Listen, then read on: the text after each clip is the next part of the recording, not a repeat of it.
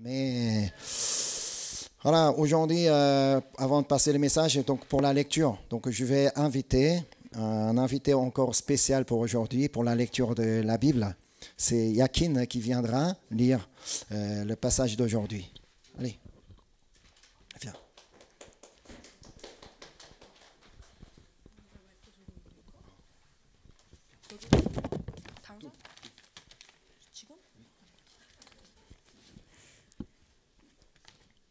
Ce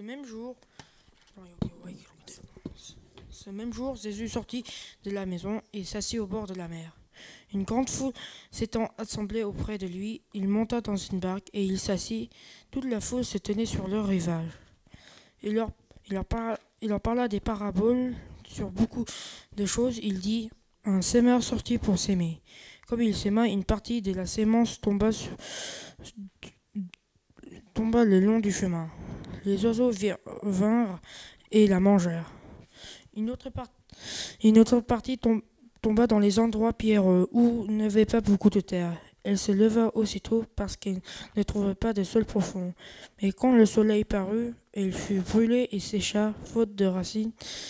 Une autre partie tomba parmi les épines montèrent et l'étouffèrent. Une autre partie tomba dans la bonne terre, elle donna du fruit, un grain 100, une autre 60, une autre 30. Celui qui a des oreilles pour l'entendre, l'entende. Merci Yakin.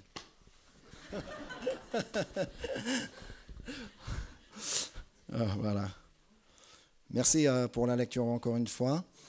Et voilà. Le chapitre 13 de l'évangile de Matthieu que nous venons de lire est entièrement consacré aux paraboles que Jésus a parlé dans une barque. C'est ce que disent les 3 premiers versets du chapitre. Donc on va lire les 3 premiers versets du chapitre. Ce même jour, Jésus sortit de la maison et s'assit au bord de la mer. Une grande foule s'étant assemblée auprès de lui, il monta dans une barque et il s'assit. Toute la foule se tenait sur le rivage. Il leur parla en parabole sur beaucoup de choses et il dit. Un jour, Jésus était assis, comme dit le texte, Jésus était assis au bord de la mer. Quand dans la Bible, dans les évangiles, quand on parle de la mer, il s'agit toujours de la mer de Galilée, ou autrement le lac de Galilée. Et comme toujours, une grande foule se sont assemblées auprès de Jésus. Alors, Jésus décide de monter dans une barque et de s'asseoir pour donner des enseignements. On ne sait pas exactement pourquoi il est monté dans une barque, mais peut-être c'était une meilleure audition pour transmettre le bon son de son message qu'il est peut-être monté sur une barque. Le verset 2 nous informe que toute la foule se tenait debout sur le rivage pour l'écouter. Et le verset 3 dit que Jésus leur a parlé en parabole sur beaucoup de choses. Et dans une autre version de Bible, on dit « Il leur parla longuement en parabole ». Alors, on peut tout de suite comprendre que ceux qui écoutaient Jésus n'étaient pas en position idéale pour rester longtemps, parce qu'on se tenait debout pour écouter Jésus. Et c'est là que Jésus a parlé la parabole du semeur. Car Jésus savait que tout le monde ne l'écoutait pas d'un même cœur. Jésus dit qu'il y a 4 types de cœurs au moment de l'écoute de messages. Premièrement, un cœur comme le long du chemin. Et deuxièmement, un cœur comme les endroits pierreux. Et troisièmement, un cœur comme parmi les épines. Et quatrièmement, un cœur comme la bonne terre. En fait, ce n'est pas uniquement au moment où Jésus a parlé, mais aussi à tout moment, lorsque la parole est proclamée, lorsque le message est proclamé, il y a toujours ces 4 types de cœurs. Alors, on va voir ce que sont ces 4 types de cœurs. Donc, premièrement, c'est un cœur comme le long du chemin. On va lire le verset 4 du texte aujourd'hui. Un semeur sortit pour semer. Comme il semait, une partie de la semence tomba le long du chemin. Les oiseaux vinrent et la mangèrent. Qui peut être le semeur et qu'est-ce que la semence qu'il sème? Le semeur, c'est Jésus. Et la semence, c'est la parole qui sort de sa bouche. Donc, c'est la parole du royaume. C'est ce que Jésus a dit au verset 19. Parce que Jésus lui-même a donné très gentiment la signification de cette parabole. On va lire versets 18 et 19. Vous donc, écoutez ce que signifie la parabole du semeur. Lorsqu'un homme écoute la parole du royaume et ne la comprend pas, le malin vient et enlève ce qui a été semé dans son cœur. Cet homme est celui qui a reçu la semence le long du chemin. Jésus explique que la personne qui a un cœur comme le long du chemin est celle qui ne comprend pas la parole du royaume. On ne comprend pas le message de Jésus, non pas parce que le message est trop difficile à comprendre, mais parce que son cœur est complètement ailleurs. Son cœur n'est pas prêt à écouter le message. Physiquement, on pouvait se tenir devant Jésus, on pouvait être présent devant Jésus, mais si son cœur se trouvait ailleurs, cette personne-là ne pouvait jamais comprendre le message de Jésus. Je pense que vous avez déjà cette expérience à l'école, quand on était peut-être petit. Même si le professeur donne un enseignement très, très important avant de passer l'examen, tant que mon cœur reste à la maison, alors que je suis là physiquement à l'école, mais mon cœur reste à la maison, et tant que mon cœur reste auprès de mon copain, auprès de ma copine, et tant que mon cœur reste dans le monde virtuel, comme le jeu vidéo ou les réseaux sociaux, ou tant que mon cœur reste au restaurant que je vais aller après l'examen, on ne comprendra même pas une miette l'enseignement, même si c'est un enseignement très très important. De même, celui qui n'écoutera pas la parole du royaume de Dieu de tout son cœur, le malin viendra lui enlever, le malin viendra lui piquer ce qui a été semé dans son cœur. C'est pourquoi il nous est important de préparer chaque culte dans la prière.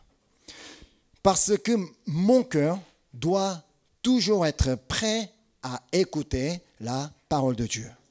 Alors que je ne prépare même pas mon cœur dans la prière, alors que mon cœur n'est pas du tout prêt à recevoir la parole de Dieu, comment voulez-vous que la parole du royaume de Dieu soit semée dans votre cœur pour porter du fruit? Ne laissons pas le malin venir enlever, venir piquer la parole qui a été semée dans notre cœur.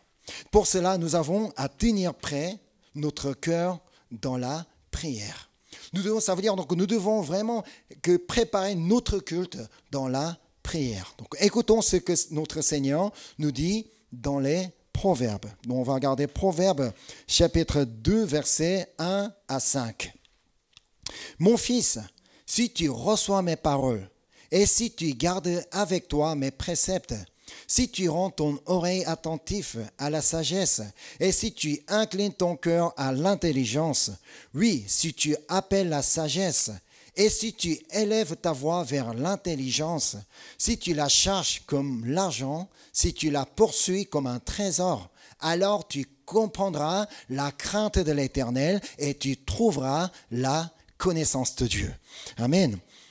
Voilà, donc c'est ainsi que nous devons avoir vraiment un cœur prêt à écouter la parole de Dieu pour pouvoir recevoir la parole de Dieu. Et deuxièmement, c'est un cœur comme les endroits pierreux. On va lire le verset 5 du texte aujourd'hui. Une autre partie tomba dans les endroits pierreux où elle n'avait pas beaucoup de terre. Elle leva aussitôt parce qu'elle ne trouve pas un sol profond. Donc lisons donc ce que Jésus dit à propos de cette personne qui a un cœur comme les endroits pierreux. On va lire versets 20 et 21.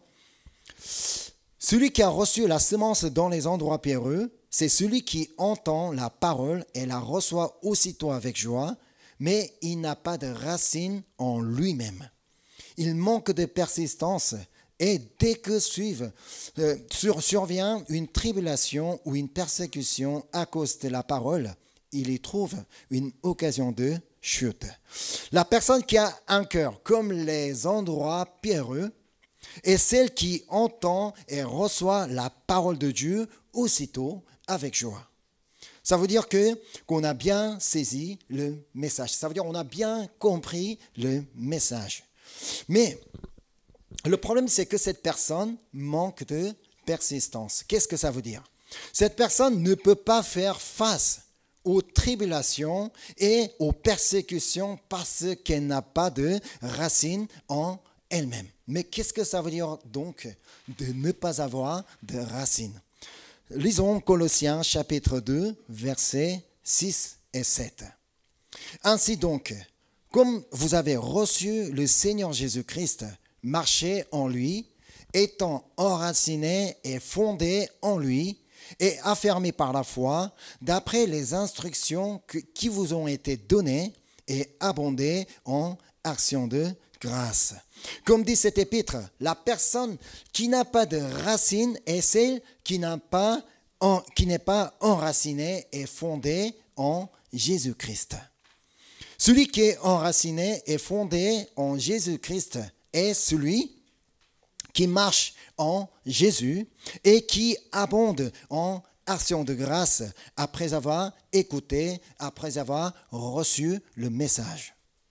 Autrement, le cœur de celui qui ne met pas en pratique la parole de Dieu qu'il a entendue, son cœur deviendra comme les endroits pierreux. C'est parce qu'on ne marche pas en Jésus. C'est parce qu'on n'abonde pas en action de grâce qu'on tombe face aux tribulations et aux persécutions. Il ne suffit pas d'écouter le message. C'est ça, c'est ce qui est important. Il ne suffit pas d'être présent où le message est proclamé. Il ne suffit pas d'écouter le message, c'est la suite est beaucoup plus importante. Après avoir écouté la parole de Dieu ou après avoir lu la parole de Dieu, il nous est important de méditer la parole et la retenir dans notre cœur. Donc, il faut que la parole demeure et reste dans notre cœur.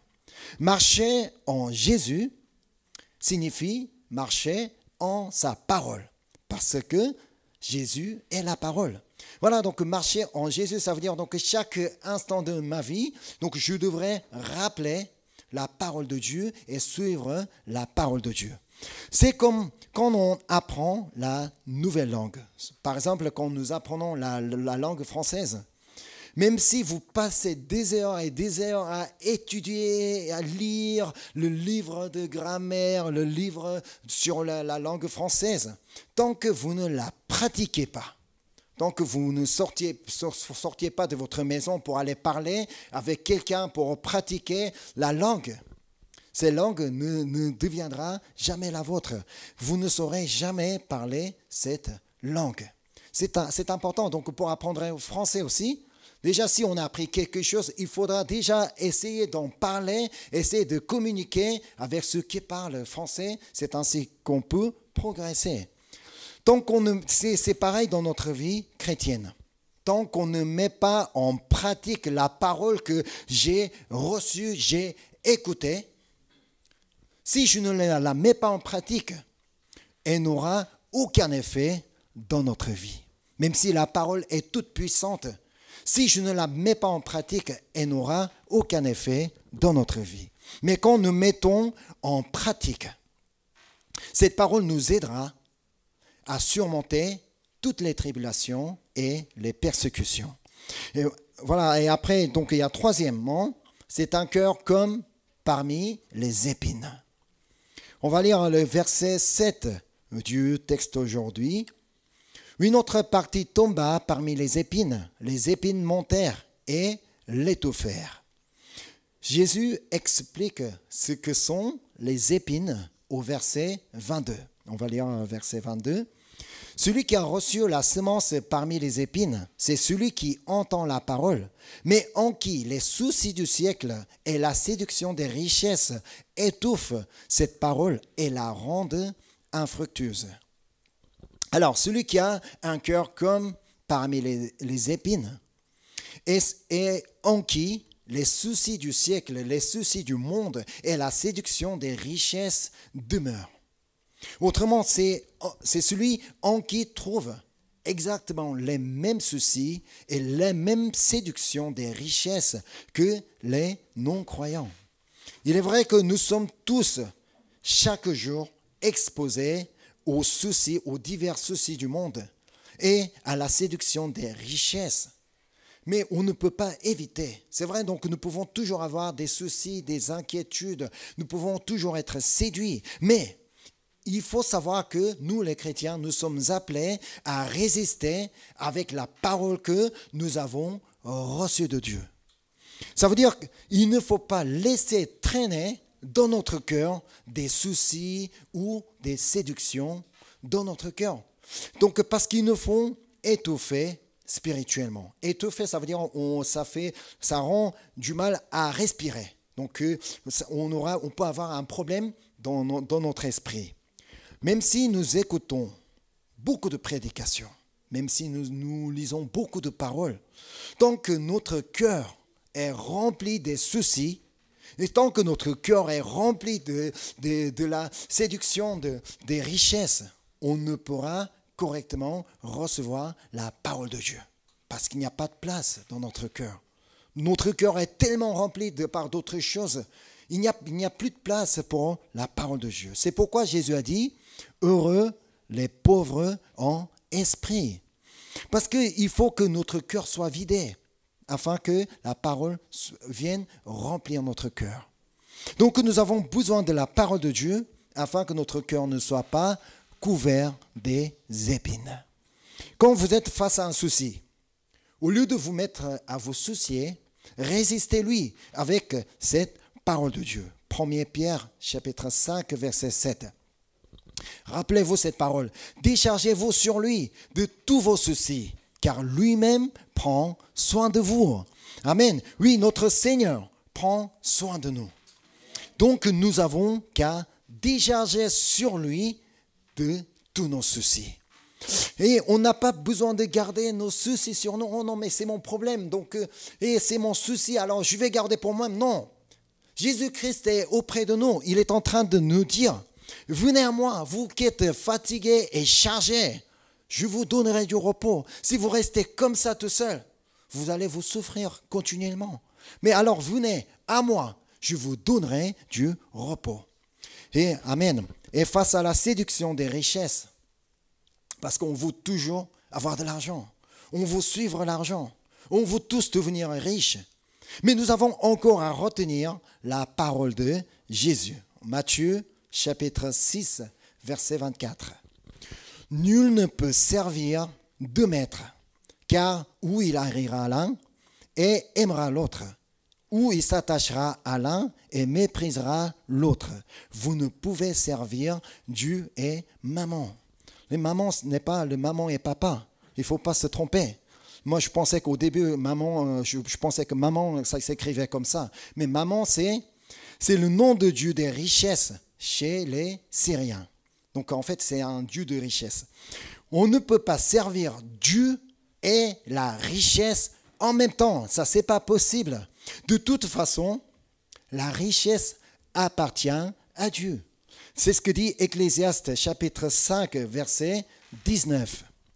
Mais si Dieu a donné à un homme des richesses et des biens, s'il a rendu maître d'en manger, d'en prendre sa part et de se réjouir au milieu de son travail, c'est là un don de Dieu. Ça veut dire que c'est Dieu qui a donné la richesse et des biens. Alors, on n'a pas à suivre la richesse. Nous n'avons qu'à suivre notre Dieu éternel qui est le maître de tout, y compris les richesses. Amen. C'est pourquoi donc Proverbe 22, verset 4 nous dit, le fruit de l'humilité, de la crainte de l'Éternel, c'est la richesse, la gloire et la vie. Amen. Dieu donne. Qu'est-ce que Dieu donne? La richesse, la gloire et la vie à celui qui est humble et celui qui craint l'Éternel. Dieu ne donne pas la richesse, la gloire et la vie à n'importe qui, uniquement à ceux qui sont humbles. Qu'est-ce que être humble? Donc c'est celui qui est prêt à écouter la parole de Dieu. Et celui qui craint l'Éternel, c'est à cette personne-là que Dieu donne la richesse, la gloire et la vie. En aucun cas, la richesse ne doit précéder ou encore remplacer notre Dieu dans la vie. Si c'est le cas, elle finira par nous faire étouffer spirituellement. Donc nous avons à retenir la parole de Dieu qui nous permettra à nous de résister face aux soucis du monde et la séduction des richesses. Ainsi, notre cœur ne sera jamais couvert des épines. Et quatrièmement, il y a un cœur comme la bonne terre. On va lire verset 8 du texte aujourd'hui. Une autre partie tomba dans la bonne terre, elle donna du fruit, un grain 100, un autre 60, un autre 30. Enfin, lorsque la parole du royaume de Dieu est semée dans un bon cœur comme la bonne terre, c'est là qu'elle donne du fruit. Mais qu'est-ce que la bonne terre? Pour cette question, nous avons déjà la réponse. La bonne terre n'est pas le long du chemin. La bonne terre n'est pas les endroits pierreux. La bonne terre n'est pas couverte des épines. Autrement dit, la bonne terre est un cœur préparé dans la prière à recevoir la parole de Dieu, un cœur enraciné en Jésus, dont la parole de Dieu, et un cœur qui résiste aux soucis et à la séduction avec la parole de Dieu.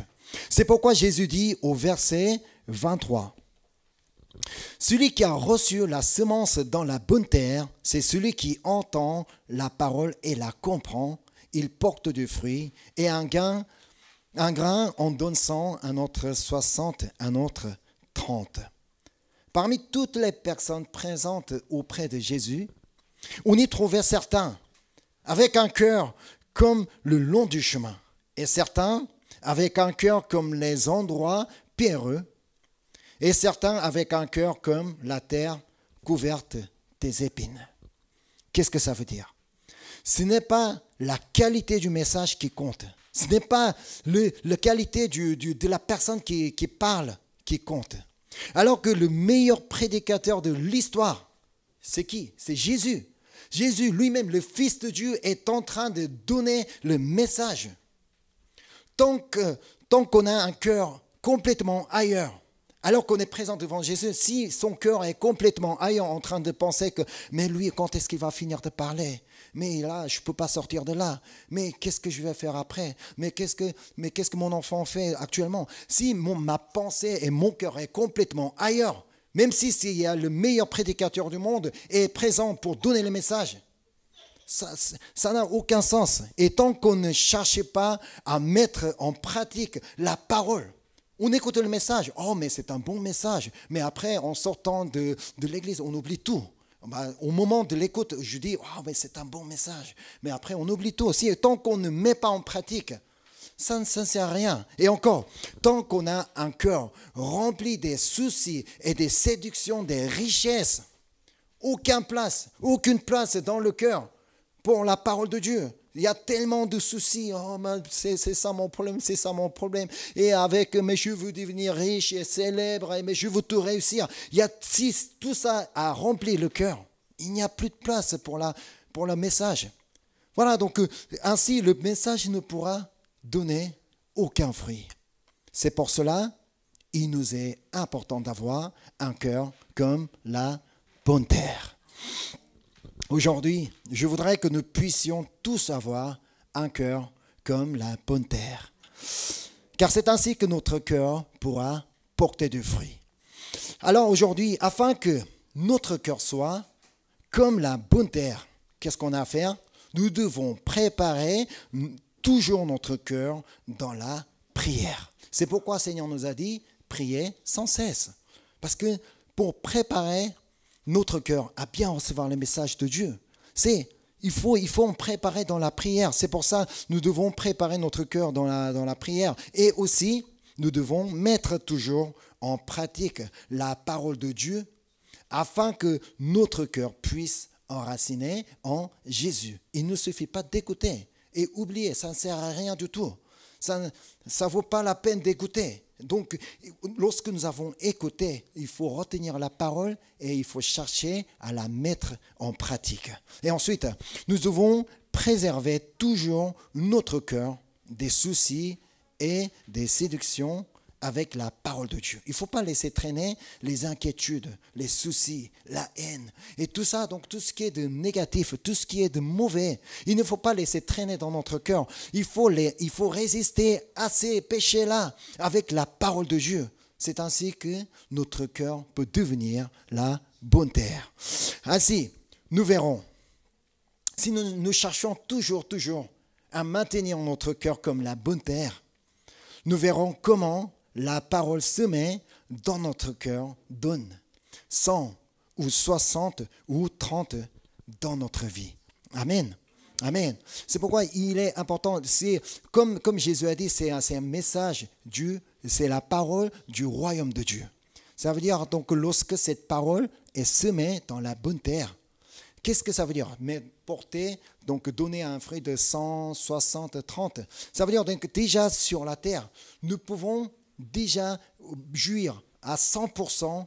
Oui, c'est le royaume de Dieu. On n'a pas forcément besoin d'aller donc le royaume de Dieu après la mort. Nous n'avons pas à attendre la mort pour aller dans le royaume des dieux.